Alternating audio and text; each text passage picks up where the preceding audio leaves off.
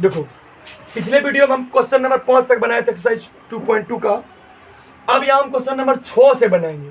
तो 6 नंबर में देखो क्या है कि 6 नंबर क्वेश्चन पहले पढ़ते हैं, उसके बाद इसको बनाएंगे। बिल्लू के पास 1 रुपए, 2 रुपए और 5 रुपए के कुल 160 सिक्के हैं, जिसका कुल मूल्य 300 है। यदि 2 रुपए के सिक्कों की संख्या 5 रुपए के सिक्कों की संख्या की तिगुनी हो, उसके पास प्रत्येक प्रकार के कितने सिक्के हैं? पहले समझो, कोई व्यक्ति है जिसका नाम बिल्लू है।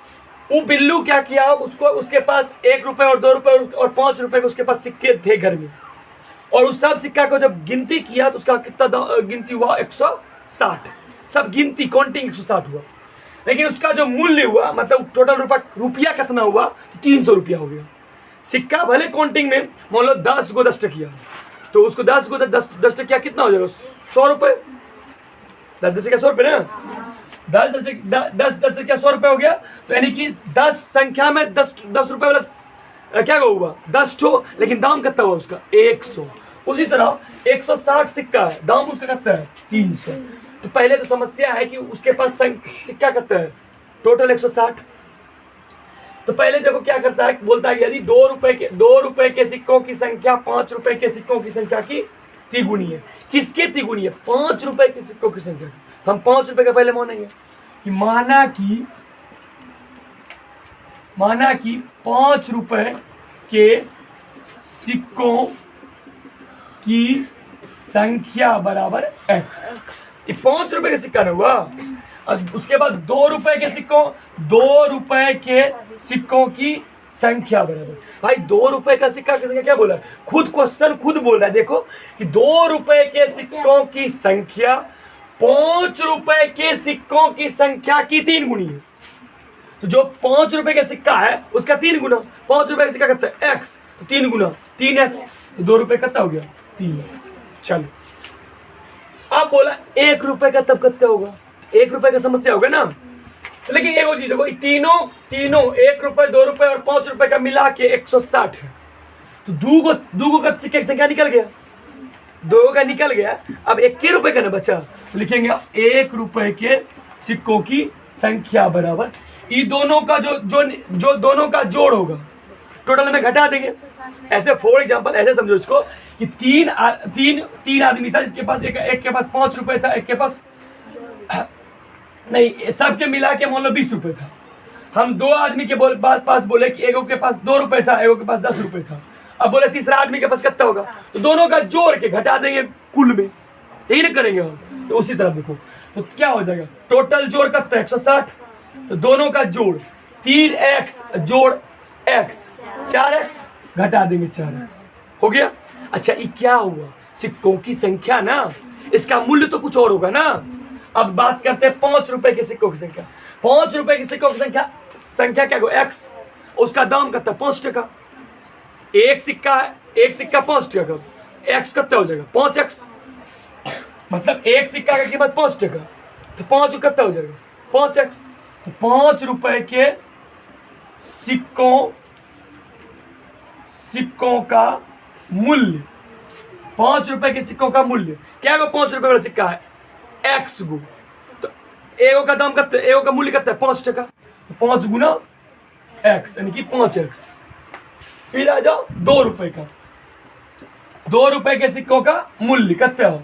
तो 2 रुपए वाला है, टोटल सिक्का क्या होगा उसके पास? 3x। एगो का दाम कितना है? एगो का मूल्य कितना है? 2 रुपया। 3 गुना 2 गुना 3x यानी कि 6x हो गया इसका मूल्य। फिर आ जाए 1 रुपए की सिक्कों की संख्या। 1 रुपए की सिक्का की संख्या कितना है? 160 माइनस 4x। ठीक है, इस सिक्कों की संख्या है, उसका मूल्य कितना है? 1 रुपए का। 1 रुपये ना, 1 से गुना कर देंगे, बराबर क्या आ जाएगा? 160 माइनस 4x, वही आ जाएगा। क्लियर? अब देखो ये तीनों सिक्के का मूल्य कितना है? मूल्य यही ना 300 रुपया है। 300 रुपया जो दिया है इसी का ना तीनों का मूल्य दिया हुआ है, तो मूल्य निकाल लिए। अब मूल्य प्रश्न से तीनों का मूल्य कितना होगा? 5x plus 6x plus 160 minus 4x बराबर कितना टका? 300 रुपया। अब देखो 5x 6x टोटल जोड़ कितना हो गया? 11x प्लस 160 माइनस 4x बराबर 300। ठीक, अब देखो 11x में 4x खत्म, 7x बचा, 7x बचा, 7x। अब देखो इधर इधर घट गया, ये उधर चला जाएगा, 300 माइनस 160, 300 माइनस 160। अब 7x तो रहेगा इधर बराबर 300 में 160 घटा दोगे 140, 140। अब x बराबर क्या हो जाएगा 140 बटे 7 बराबर 7 दूना यानी कि 20। x का मान 20 निकला। हमको x थोड़ी पूछा है, हमको तो सिक्कों की संख्या पूछा है, संख्या ही नहीं पूछा। हाँ, कितने प्रकार के सिक्के हैं। तो अब सिक्का तो 5 रुपए का सिक्का कितना हो गया, 5 रुपए का हो गया, 5 रुपए x है तो x बराबर कितना हो गया 20। 2 रुपए का है 3x तो 3 गुना 20 बराबर 20 दिया 60। फिर 1 रुपए का, 1 रुपए का 160 माइनस 4x यानी कि 160 माइनस 4 गुना 20 कितना हो गया 20। 160 माइनस 80 बराबर 80 है 8 2 16 यानी कि 80 हो गया 1 रुपए का, 2 रुपए का 60 गो और 5 रुपए का 20 गो। जोड़ोगे तो कितना पूछ जाएगा 160 पूछ जाएगा। पूरा ना 814 20 160 तो हो गया। क्लियर, समझ में ना। देखो प्रश्न बनाने के, जो भी प्रश्न बनाना है सब में से क्या है वर्ड प्रॉब्लम, वर्ड समझना है, वर्ड जो बोल रहा है उसको समझ के आपको बना देना है। नेक्स्ट क्वेश्चन के बाद देखो क्वेश्चन नंबर 7 है कि पिता ने अपने 3 संतानों का बंटवारा 1:2:3 के अनुपात में करता है और अपने लिए 1 लाख रुपए रखता है। यदि उसकी कुल संपत्ति 2.5 लाख यानी कि 2.5 लाख की हो तो प्रत्येक संतान को हिस्से के रूप में क्या मिला। क्वेश्चन देखो, एक व्यक्ति है, उसको 3 पुत्र हैं, तीनों को धन बांट देता है, धन तीनों में धन बांटा। टोटल धन उसके पास 2.5 लाख रुपए था, उसमें वो बंटवारा किया। पहले तो 1 लाख रुपए अपने लिए रख लिया और उससे जो धन था उसमें अपने तीनों पुत्रों को बांट दिया। अब देखो जो धन था उसका टोटल धन जो था उसके पास था नहीं 2.5 लाख था यानी 2 लाख इकाई दहाई सैकड़ा हजार 10,000 लाख 10 लाख एगो जीरो कम है ना। उसके बाद 1 लाख रुपए क्या किया रख लिया अपने लिए यानी कि उसके पास 1.5 लाख इकाई दहाई सैकड़ा हजार 10,000 लाख 1.5 लाख रुपए उसके पास बचा था, जिसमें से कि उसने अपने तीनों पुत्रों को दे दिया, तीनों पुत्रों में बांट दिया। तीनों पुत्रों में क्या कर दिया बांट दिया। तो टोटल धन उसके पास 2.5 लाख रुपए था, लेकिन 1 लाख खुद रख लिया। जब 1 लाख खुद रख ही लिया तो बचा उसका 1.5 लाख। 1.5 लाख में तीनों पुत्रों में बांटा। वो बांटा कैसे हो अनुपात में, 1:2:3 अनुपात में दिया। अभी जो अनुपात कभी भी रियल वैल्यू होता नहीं, तो ये अनुपात रियल वैल्यू होता नहीं, इसलिए क्या करेंगे तीनों पुत्र को संपत्ति में जो हिस्सा मिला उसको हम मान लेंगे। माना कि तीनों संतानों को प्राप्त धन ये तो पहले 1.5 लाख बचा उसके पास हो। तीनों संतानों को प्राप्त धन कितना हो x 2x 3x अनुपात में दिया था, इसलिए मान लिया अलग अलग तीनों का मान लिए तीनों का। तो 1 लाख रुपए वो पहले क्या कर लिया, 1 लाख रुपए वो क्या कर लिया रख लिया और 2.5 लाख था तो उसको 1.5 लाख बचा। तो यही तीनों में नहीं तीनों को बांटा है। क्या हो गया x plus 2x plus 3x बराबर 1.5 लाख इकाई दहाई सैकड़ा हजार 10,000 लाख। ठीक है 1.5 लाख हो गया 1,50,000। अब 3 2 5 1 6x बराबर 1.5 लाख ना। तो x बराबर क्या हो गया 1.5 लाख में 6 से भाग दे देंगे। 6 से भाग देंगे कर जाएगा कितना बन गया 6 दूना 12 3 बचा 6 पंचे 30। फिर क्या को सुनना 3 गो यानी कि 25,000 रुपए। x बराबर कितना निकल गया 25,000 रुपए। ये 25 क्या हुआ एगो को अनुपात कितना था एक्स का मान निकल गया 25, मतलब एक पुत्र को 25,000 दिया। दूसरे पुत्र को क्या किया, दूसरे पुत्र को कितना दिया हो 2x। पहले को x दिया, दूसरे को 2x, तीसरे को 3x। पहले को x दिया मतलब 25,000 मिला, और दूसरे को 2x मतलब 2 गुना 25, 2 गुना 25 ना, तो 50 कितना हो गया 50,000। ठीक है, उसके बाद तीसरे को 3 गुना 25, 75,000। अब देखो इन तीनों को जोड़ोगे तो 75, 25, 100 प्लस 50, 1 लाख, 1.5 लाख, 1.5 लाख। और पिता कितना रखा था 1 लाख, 2.5 लाख हुआ टोटल संपत्ति उसकी होगी। और तीनों पुत्र को पता चल गया कितना उधर दिया था। क्लियर। अब देखो 8वां प्रश्न, उसको देखते हैं। 8वां प्रश्न क्या, 11 के लगातार 3 गुणजों का योग 231 है तो उन्हें ज्ञात करें।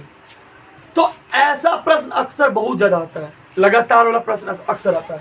11 का गुणज रे, या 12 का गुणज रे, या 7 का गुणज रे, या 5 का गुणज रे, किसी का भी गुणज रे, गुणज किसी का भी रे, किसी का भी गुणज रे, तो हमको कैसे बनाना ये समझते हैं। पहले देखो 11 के लगातार गुणजों का योग 231 है।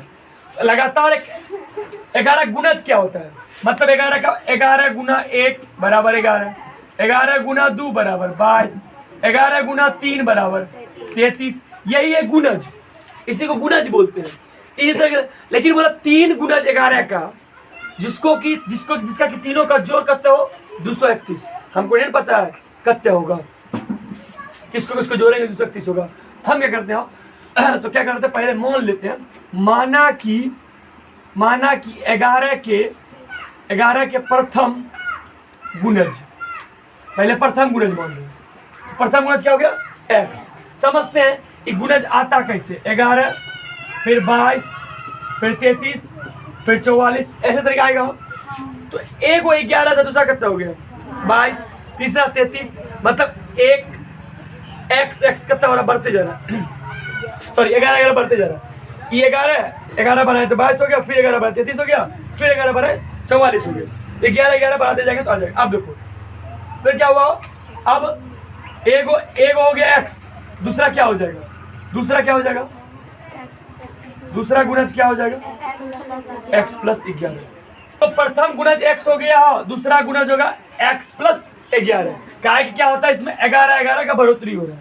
तीसरा गुणज क्या हो जाएगा, तीसरा गुणज होगा x प्लस 11 हर टाइम 11 बढ़ रहा है, कितना हो गया x प्लस 22। अब यही तीनों ना गुणज बोला था, ये तीनों गुणज का जोड़ कितना दिया हुआ है 231। प्रश्न से तीनों का जोड़ मतलब x plus 11 plus x plus 22 बराबर 231। x 3x प्लस 11 33 बराबर 231। ठीक, तो अब 3x बराबर क्या हो गया 231 माइनस 33, तो 3x बराबर कितना हो गया, इसमें घटा देंगे कितना हो जाएगा 98, 198। x बराबर 198 बटा 3, 66 बार में कट गया ना, 66 बार में कट गया। तो हमको x नहीं पूछा था, हमको तीनों गुणज पूछा था। तो पहला x हो गया, x बराबर 66, दूसरा हो जाएगा x प्लस 11 यानी कि 66 प्लस 11 बराबर 77, तीसरा हो जाएगा x प्लस 22 यानी 66 प्लस 22 बराबर 88। तो 88, 66, 77 को तीनों को जोड़ेंगे कितना आ जाएगा 231। क्लियर। ऐसे तो कोई भी प्रश्न, जितना भी प्रश्न रहेगा इसमें, कोई भी प्रश्न रहेगा, मान लो कि 3 लगातार संपूर्ण अंकों का योग कुछ दिया जाएगा, मान लो कि 3 लगातार, मान लो हम बोले कि 3 लगातार सम संख्या का जोड़ मान लो कि 48 है। 3 लगातार सम संख्या का जोड़ हम 48 बोले। तो यहाँ जब भी लगातार की बात हो तो लगातार निकालते हैं। पहले सम संख्या क्या होता है, इसमें कि 2 से पूरा भाग लग जाए, तो 2 से पूरा भाग लग जाए, तो 2 आ गया, 4 आ गया, 8 हो गया और 10 हो गया। ऐसे इन बोला कौन लगातार को 3 को जोड़ेंगे जो 48 पूरा दे, कौन 3 को जो जोड़ेंगे लगातार, जो हम क्या कर दो 48 कर दो। अब क्या करेंगे, पहला का मोल लेते हैं x, पहला मोल लिए x, ठीक है। दो जोड़ के देखो सम संख्या कैसे बना, 2 4 6 8, सब में दो जोड़ के, तो प्रथम ही हो गया, पहला ही हो गया। तो दूसरा क्या हो जाएगा x + 2, तीसरा क्या हो जाएगा x + 2 + 2 यानी x + 4।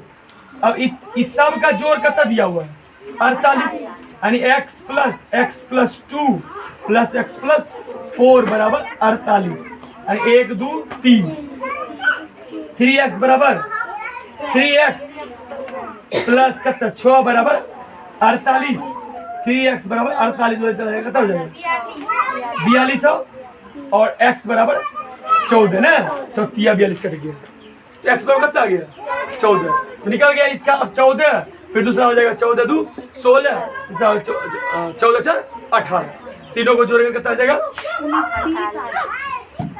नहीं 14 4 ना, 14 4 18 आएगा, 18 आएगा, एगो 18 आएगा, एगो 14 आएगा, अधिक 16 आएगा, 14 16 18, इन तीनों को जोड़ेंगे 48 हो जाएगा, ठीक समझे ना। तो ये लगातार कोई भी प्रश्न दे, लगातार कुछ भी पूछे तो लगातार का जो भी, मान लो 5 का गुणज पूछता, मान लो पूछा 5 का गुणज, तो क्या दिक्कत है, 5 का लगातार 5 के 3 गुणजों का योग, तो 3 गुणजों का योग कुछ दिया रहता, तो ऐसे ही बनाएंगे, एगो x हो जाएगा, एगो x + 5 हो जाएगा, x + 10 हो जाएगा, ऐसे जो हम बना सकते हैं, ठीक है।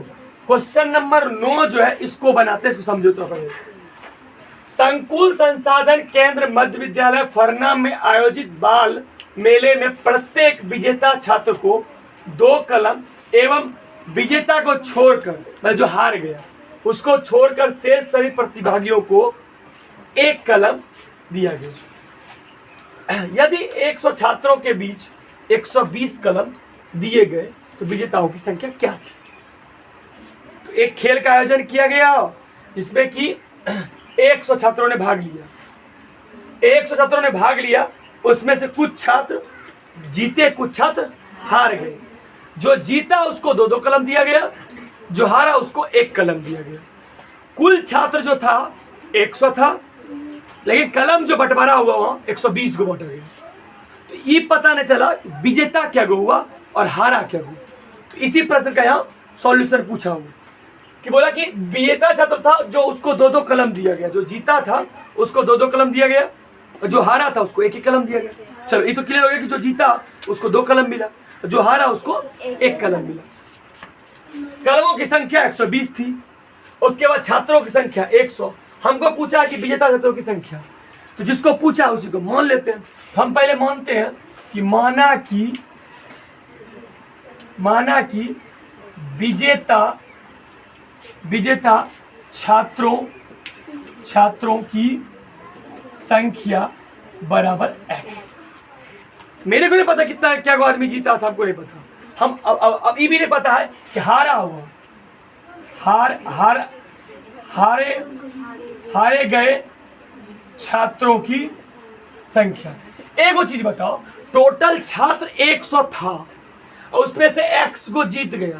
तो अब देखो, अब इसका मतलब हारा क्या हो, तो 100 - x का है कि इसको सिंपल समझो कि हम लोग मान लो कि 20 खिलाड़ी खेलने के लिए गए, हम बता रहे हैं कि 5 खिलाड़ी जीत गया, तो हारा क्या हो, तो क्या किया 20 में से 5 घटा दिए। तो वैसे हम बोल रहे हैं कि जो विजेता था वो x को था, तो हार गया क्या वो 100 में x को घटा देंगे। अब बात की बात है कि x कितना था उससे हमको कोई मतलब नहीं है। अब देखो, लेकिन एक बात है कि विजेता छात्रों को कलम कितना दी गई है। तो अब देखो, विजेता छात्रों को दी गई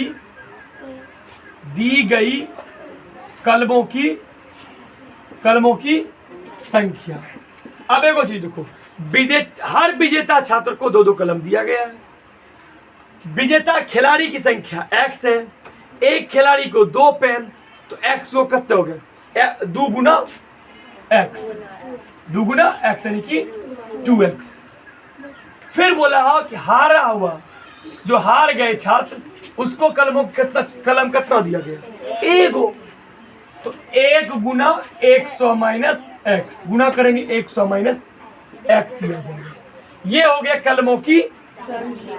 अब बोला जो विजेता छात्र था, जो हारे हुआ छात्र था, दोनों को मिला के जो कलम दिया गया वो 120 को दिया गया। अब क्या करते हो, प्रश्न से क्या हो, तो अब प्रश्न से क्या है कि दोनों छात्र को जो मिला के दिया गया 120 कलम दिया गया, तो 2x प्लस 100 माइनस एक्स बराबर 120। 2x में x घटा दिए, x बचा, 100 को उधर भेज दो, 120 माइनस 100, x बराबर 20। यानी कि 20x बराबर जो 20 निकला वही क्या था, विजेता छात्रों की संख्या। तो मेरे को पूछा था विजेता छात्रों की संख्या, तो निकल गया विजेता छात्रों की संख्या कितना हो, 20 ठो। जो हारा कितना हो, 80 को, 80 को हार गया। तो ये हमारा निकल गया आंसर। अब देखो प्रश्न क्या है कि जो दिया रहे उसको अच्छे से पढ़ो और पढ़ने के बाद जो बोले उसको कर दो, इंप्लीमेंटेशन आंसर आसानी से निकल जाएगा। अब देखो एक प्रश्न है उम्र संबंधी प्रश्न, जो क्वेश्चन नंबर 10 इस चैप्टर का अंतिम प्रश्न है। लेकिन उम्र संबंधी प्रश्न थोड़ा सा समझना ताकि हमको हर उम्र संबंधी प्रश्न समझ में आए। 3-4 चीज है इसमें उम्र संबंधी प्रश्न, ऐसे बहुत कम दिया हुआ है। आगे क्लास में 10th क्लास में पढ़ोगे तो उसमें बहुत ज्यादा दिया हुआ होता है। उम्र संबंधी पहले प्रश्न में समझो कि 2-3 चीजें होता है कि 5 वर्ष बाद उसकी आयु क्या होगी। यदि मान लो कि 5 वर्ष बाद, पहले एक काम करते हैं, पहले इसको पढ़ लेते हैं सवाल, फिर हम समझाएंगे। रवि के पिता की वर्तमान उम्र के तिगुने से 5 वर्ष अधिक है। तिगुने से 5 वर्ष अधिक है। 5 वर्ष बाद उसकी उम्र का योग 47 वर्ष होगा। दोनों की वर्तमान उम्र ज्ञात करें। देखो एक चीज ध्यान से समझो, इसने बोला कि 5 वर्ष बाद उनकी दोनों का आयु का योग क्या होगा। मान लो रवि का आयु अभी मान लो कि अभी रवि का आयु मान लो कि 5 वर्ष है फॉर एग्जांपल। पिता का आयु मान लो अभी वर्तमान में 10 वर्ष है। 5 वर्ष बाद दोनों की आयु क्या होगा, दोनों का आयु बढ़ेगा या एक को बढ़ेगा, दोनों का बढ़ेगा। ऐसा थोड़ी है कि पुत्र बढ़ेगा पिता नहीं बढ़ेगा, दोनों बढ़ेगा। इस सवाल में गलती यही होता है कि 5 वर्ष बाद जब हम करने लगते हैं ना, पुत्र में बढ़ा देते हैं, पिता में छोड़ देते हैं। भाई पिता 5 वर्ष बढ़ेगा तो पुत्र भी 5 वर्ष बढ़ेगा। यदि पिता भी 5 वर्ष बढ़ रहा है तो पुत्र भी 5 वर्ष बढ़ेगा। पिता का 5 वर्ष घटाएंगे तो पुत्र का भी 5 वर्ष घटाएंगे। आयु बढ़ता है, इन्हें की मतलब एगो का बढ़ेगा दूसरा स्थिर रहेगा, ऐसा नहीं होता है। ठीक है, एगो बढ़ेगा दूसरा ऑटोमेटिक बढ़ेगा। ठीक है, पिता बढ़ेगा तो पुत्र ऑटोमेटिक आयु बढ़ेगा। अब देखो समझो, तो रवि के पिता की वर्तमान उम्र रवि के वर्तमान उम्र के तिगुने से 5 वर्ष अधिक है। जो रवि का वर्तमान उम्र है उससे उसके पिता का उम्र तिगुने से 5 वर्ष अधिक है। किससे आओ, तो रवि की उम्र से। जिससे बोला जाए उसी को मानेंगे। तो रवि के पिता का उम्र जो है रवि की उम्र से 5 वर्ष तिगुने से 5 वर्ष अधिक है। क्या करेंगे, माना कि रवि का वर्तमान आयु या उम्र x, वर्तमान हमने x मान लिया, मतलब अभी प्रेजेंट में वर्तमान में x वर्ष हो रहा है। तो उसके पिता का उम्र क्या होगा, तो पिता का उम्र जो है, पिता का वर्तमान उम्र क्या बोला कि जो रवि का उम्र है, यानी जो रवि का उम्र दिया हुआ है उसके उम्र के तिगुने से 5 वर्ष अधिक है। तो रवि का पहले तिगुना करेंगे, 3 गुना x 3x प्लस 5 वर्ष अधिक। ठीक है, कर दिए। लेकिन अब यहीं पर प्रश्न नहीं रुकता, अब बोलता है कि 5 वर्ष बाद। अब 5 वर्ष बाद बोला तो आगे बढ़ेगा 5 वर्ष, मतलब जोड़ेंगे 5 वर्ष। यदि 5 वर्ष पूर्व बोलता तो क्या करते, 5 वर्ष घटाते। यही बाद और पूर्व का अंतर है। अब बोला 5 वर्ष बाद। अब 5 वर्ष बाद क्या हुआ, 5 वर्ष बाद दोनों, अच्छा एक की उम्र बढ़ेगा कि दोनों का बढ़ेगा, दोनों का बढ़ेगा। तो रवि का उम्र क्या हो जाएगा, जो उम्र था उसमें x प्लस 5 जुट जाएगा, और जो उसके पिता का उम्र था, पिता का उम्र जो था उसमें भी 5 बार जुट जाएगा। 3x प्लस 5 प्लस 5 यानी कि 3x प्लस 10। क्लियर? ये अब 5 वर्ष बाद वाला दोनों का उम्र हो गई। 5 वर्ष बाद वाला का ही जोड़ दिया हुआ है। बोला 5 वर्ष बाद उसकी उम्र का योग 47 वर्ष होगा। तो जोड़ दो ना दोनों का उम्र का, ये प्रश्न जो बोल रहे हैं। तो दोनों का अब कहते हैं, अभी रवि का उम्र कहते हैं x प्लस 5 और पिता कहते हैं 3x प्लस 5, दोनों का जोड़ कहते हैं 47 दिया हुआ क्वेश्चन में, दोनों के उम्र का जोड़ दिया हुआ है। 3x प्लस 10 ना होगा? हाँ अच्छा सॉरी, ये 10 है, 3x प्लस 10। अब जोड़ देते इसको, 3x प्लस x 4x 10 5 15 बराबर 47। अब इसको सॉल्व कर देते हैं। तो 4x बराबर 15 उधर भेज दो, 47 माइनस 15 कितना हो जाएगा? 4x बराबर 2 और 3 32। तो x बराबर क्या निकल गया? 32 बटे 4, 4 अठे 32, क्या निकल गया? 8 वर्ष। तो 8 वर्ष क्या निकल गया उसका? किसका वर्तमान उम्र निकला? रवि का वर्तमान उम्र जो है, रवि का वर्तमान आयु या उम्र 8 वर्ष निकला। वर्तमान में x माने थे, पिता का क्या हो गया? 3x plus 5। तो पिता हो जाएगा 3x प्लस 5 यानी कि 3 गुना 8 जोड़ 5, 8 या 24 जोड़ 5 यानी कि 29। पिता का आयु 29 वर्ष था और पुत्र का आयु 8 वर्ष था। देखो उम्र संबंधी जो भी प्रश्न रहेगा, उम्र संबंधी जितना भी उम्र संबंधी प्रश्न रहे, उसमें तो क्या करना है, यदि बाद में बोला जाए तो हम क्या करेंगे? जोड़ते हैं। यदि पहले बोला जाए तो घटाते हैं। 5 वर्ष पश्चात बोला जाए तो भी घटाएंगे, 5 वर्ष बाद बोला जाए तो जोड़ेंगे। तो उम्र संबंधी प्रश्न में यही होता है। ध्यान ही देना होता है कि जो उम्र यदि किसी का बढ़ रहा है तो दोनों में बढ़ेगा, पुत्र और पुत्री और पिता सबका बढ़ेगा। जो भी उम्र संबंधी प्रश्न यही होता है, इन्हीं के होगा बढ़ा, दूसरे का नहीं बढ़ेगा, दोनों का बढ़ेगा। क्लियर? यही होता है उम्र संबंधी प्रश्न बनाने के तरीके। ठीक है, नेक्स्ट अब दूसरा टॉपिक देखेंगे तो हम उसमें देखेंगे। ठीक है, समझ लेना।